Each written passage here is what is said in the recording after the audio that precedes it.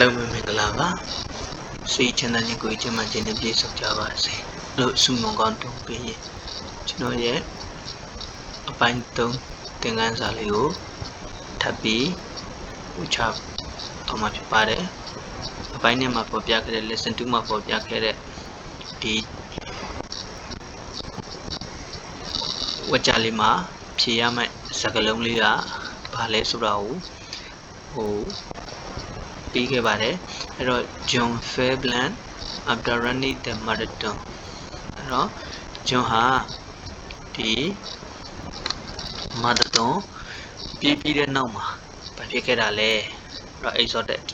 မောပန်းနေတာနောက် excited စိတ်လှုပ်ရှားတာ tired ပင်ပန်းတာဒီစကားလုံး၃လုံးလေးတွေကတစ်လုံးကိုဖြေရမှာဖြစ်ပါတယ်အဲ့တော့ဒီဟာမဖြေမီကျွန်တော်ဒီစကားလုံး၃လုံးလေးရဲ့အဓိပ္ပာယ်လေးတွေကိုရှင်းရှင်းလင်းလင်းသိထားဖို့လိုပါတယ်အဲ့တော့ဒီစကားလုံး၃လုံးလေးအဓိပ္ပာယ်လေးကိုကျွန်တော်သိသလောက်ပြန်ပြီးမျှဝေရမယ်ဆိုရင်တော့ excite စိတ်လှုပ်ရှားစေသည် excite စိတ်လှုပ်ရှားစေသည်ဆိုတာကတော့တစ်ခုခုကြောင့်ကိုစိတ်လှုပ်ရှားတာပြိုင်ပွဲတစ်ခုကြောင့်ကိုစိတ်လှုပ်ရှားတာတနေရာကိုသွားမှဖြစ်တဲ့အတွက်ကြောင့်စိတ်လှုပ်ရှားတာအဲ့လိုမျိုးချင်းနေမျိုးမှဆိုဒီ excite ကိုတုံးပြတာပေါ့နော်ဒါပေမဲ့ကျွန်တော်ဒီမှာအဓိကပြောချင်တာကတော့ဘာဒီစကားလုံးလေးလဲဆိုတော့ဒီ exhausted နဲ့ tired ဆိုစကားလုံးလေးတွေကိုပို့ပြီးတော့ပြောချင်တာပေါ့ဒီ exhausted နဲ့ tired စကားလုံးတို့ဟာကျွန်တော်အင်္ဂလိပ်စာမှာဆိုတော့ပင်ပန်းမှုကိုဖော်ပြတဲ့စကားလုံးတွေကိုပင်ပန်းမှုကိုဖော်ပြတဲ့စကားလုံးတွေဖြစ်တယ်ဒါပေမဲ့အသုံးပြုပုံချင်းကတော့ကွာခြားတယ်ဘယ်လိုကွာခြားလဲဆိုတော့ကျွန်တော်ဒီမှာတစ်လုံးချင်းစီအဓိပ္ပာယ်လေးတို့ထပ်ပြီး share လုပ်ကြည့်အောင်အဲ့တော့ tired ပင်ပန်းတွေသူကဘာလဲဆိုတော့ deflect or strength or energy စွမ်းအားတွေဒီစွမ်းအင်တွေကုန်ဆုံးသွားတာကိုပြောတာအထူးသူပဲ exhausted ကလည်းပဲဒီပင်ပန်းတာသူတော့သူကတုံးကဘယ်လိုကွာခြားတယ်လဲဆိုတော့ကဒီ tired ပင်ပန်းတာကျတော့ဘယ်လိုပင်ပန်းမှုမျိုးလဲဆိုတော့ကဒီနေ့စဉ်လုပ်ရတဲ့အလုပ်တွေကြောင့်ပင်ပန်းတာကိုပြောချင်တဲ့အခါမှာဒီ tired ကိုအသုံးပြုတယ်နေ့စဉ်ကိုလမ်းပေါ့နော်နေ့စဉ်ကျွန်တော်ဒီအလုပ်တွေလုပ်ရတဲ့အခါမျိုးအင်စာတွေလုပ်ရတဲ့အခါမျိုးဒီလိုမျိုးတွေမှာဆိုရင်ပြင်ပန်းတယ်လို့ကိုကပြောချင်တဲ့အခါမှာကျွန်တော်တို့ဒီ tired ကိုအသုံးပြုတာပေါ့ဒီမှာဥပမာလေးနဲ့အကြောင်းကျွန်တော်ပေးထားတယ် I'm feel tired after studying all night တညလုံးစာလေးလာပြီးတဲ့နောက်မှာကျွန်တော်မောပန်းတယ်လို့ခံစားလိုက်ရတယ်အဲ့တော့ဒီမောပန်းတယ်လို့ခံစားလိုက်ရတော့ထပ်လုပ်နိုင်တာဆိုလုပ်နိုင်သေးတယ်အဓိပ္ပာယ်ပေါ့နော်နောက်တစ်ခုက I'm tired of waiting စောင့်မျှော်နေရတာပင်ပန်းလာပြီအဲ့တော့ခုကစောင့်မျှော်နေရတာစောင့်စားနေရတာပင်ပန်းတာပေါ့ဆက်စောင့်နိုင်သေးလားဆိုတော့သူကစောင့်နိုင်သေးတယ်ပင်ပန်းတော့ပင်ပန်းနေပြီဒီလိုအခြေအနေမျိုးကိုဖော်ပြတယ် tired နဲ့သုံးတယ်တို့တော့ exhausted ကအဲ့လိုမဟုတ်ဘူးသူက extremely tired အလုံးကိုပင်ပန်းသွားတာဒီနေ့ပြောမှဆိုကိုမှအားအင်းနေမရှိတော့လောက်ကိုပင်ပန်းသွားတာထပ်လုပ်ဖို့အတွက်အင်အားတွေကုန်ဆုံးသွားတာမျိုးကိုဖော်ပြတဲ့စကားလုံးမျိုးပေါ့အဲ့တော့သူကဘာလဲဆိုတော့ဘလို့အခြေအနေမျိုးမှာဒီ exhausted ကိုကျွန်တော်တို့အသုံးပြုတယ်လဲဆိုရင်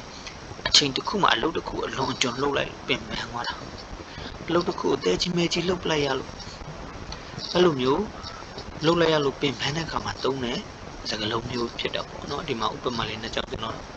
ထပ်ပြောလိုက်ရှင်းပြမယ်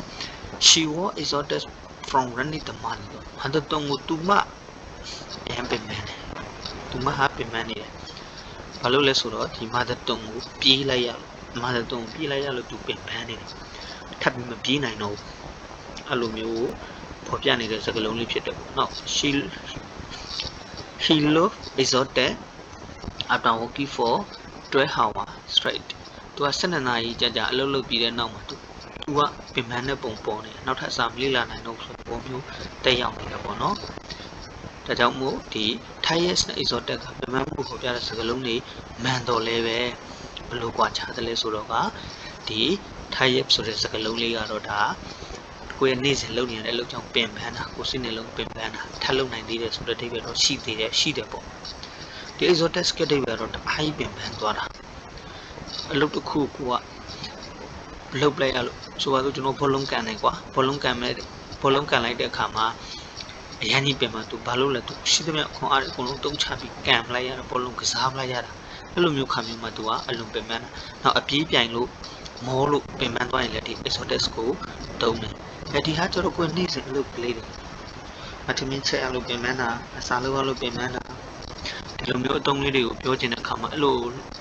လို့ပင်ပန်းတယ်လို့ပြောချင်တဲ့အခါမှာတော့ TIES ကိုသုံးတာဖြစ်ပါတယ်အဲ့တော့ဒါကြောင့်မို့ကျွန်တော်တို့ဒီ exercise TIES exotic ဆိုတဲ့စကားလုံးသုံးလုံးလေးကဒီကွက်လက်မှာဘာဆိုတာကိုဒီကျွန်တော်ဥပမာလေးတွေနဲ့ရှင်းပြပြီးတဲ့နောက်မှာဘာဖြစ်ရမလဲဆိုအလုံးတည်သွားပါပြီအဲ့ဒါကြောင့်ဖြစ်ရမယ်ဖြစ်မယ်တော့ဒီနံပါတ် A exotic စကားလုံးလေးဖြစ်ပါတယ်ဒီနံပါတ် A exotic ဆိုစကားလုံးဖြစ်ရမှာပေါ့ဘာဖြစ်လို့လဲသူ့မှာတုံးပြေးလိုက်တာလေမြင်မနာနဲ့ပြေးလိုက်ရလို့သူကပင်ပန်းမှုကိုခံစားနေရတယ်ဆိုတဲ့သဘောဖြစ်ပါတယ်เนาะဒီသင်ခန်းစာလေးကနေဒီ exotic exercise TIES ဆိုတဲ့စကားလုံးလေးရဲ့အဓိပ္ပာယ်နဲ့သူပြုမှုကွာခြားပုံလေးကိုဒါသိကြမယ်လို့ညွှန်လင်းပါတယ်ကဲနောက်ပြီးကျွန်တော်နောက်သင်ခန်းစာ lesson 4မှာဘာအကြောင်းထပ်ပြီးကျွန်တော်သိထားတဲ့ဘက်အကြောင်းလို့ထပ်ပြီးတွားရအောင်ပြောပြသွားမလဲဆိုရင် mass to money တို့ law of တို့ရဲ့အသုံးပြုပုံလေးကိုကျွန်တော်သိထားသလောက်ပေါ့နော်အဲ့ဒါထပ်ပြီး share လုပ်သွားပေးမယ်ပေါ့ဒီ mass money law of ဆိုတော့အင်္ဂလိပ်စာမှာလည်းအတော်လေးအသုံးများတဲ့စကားလုံးလေးတွေဖြစ်တယ်များစွာဆိုတဲ့စကားလုံးတိတ်ပဲလေးပေါ့အဲ့တော့ဒီမှာကျွန်တော်တို့ ABC ဆိုမှကျွန်တော်ပေးထားတယ်အဲ့ဒီ ABC ဆိုတဲ့စကားလုံးလေးဒီ column ကလေးထဲမှာတစ်လုံးစီဖြည့်ပေးရမှာပေါ့နော်အဲ့တော့တတ်နိုင်သလောက်ဖြည့်ပေးခဲ့ကြပါအောင်လို့တောင်းဆိုပါတယ်ပြီးတော့နောက်သင်ခန်းစာ 4 မှာပေါ့ဒီဘိုင်းလေးကိုကျွန်တော်ဒီတော့ထပ်ပြီး share လုပ်သွားပေးမှာပါအဲ့တော့ဒီနေ့သင်ခဲ့တဲ့ပူချကျွန်တော် share လုပ်ပေးလိုက်တဲ့ဒီ exercise နောက် TIES exotic ဒီစကားလုံးသုံးလုံးလေးရဲ့ဒီစကားလုံးသုံးလုံးလေးရဲ့အတုံးဝါချပုံလေးကိုနည်းနည်းသိသွားကြပြီလို့လဲသိသွားကြမှာလို့လဲညွှန်လင်းပါတယ်အားလုံးကိုကျေးဇူးတင်ပါတယ်အားလုံးကိုကိုယ်စိတ်နဲ့ကြမ်းမှချမ်းသာကြပါစေကြောင်းဆုမွန်ကောင်းတောင်းပေးကျွန်တော်ရဲ့ဒီသင်ခန်းစာပို့ချမှုလေးကိုဒီမှာလေးပဲရနာလိုက်ပါတယ်ခင်ဗျာ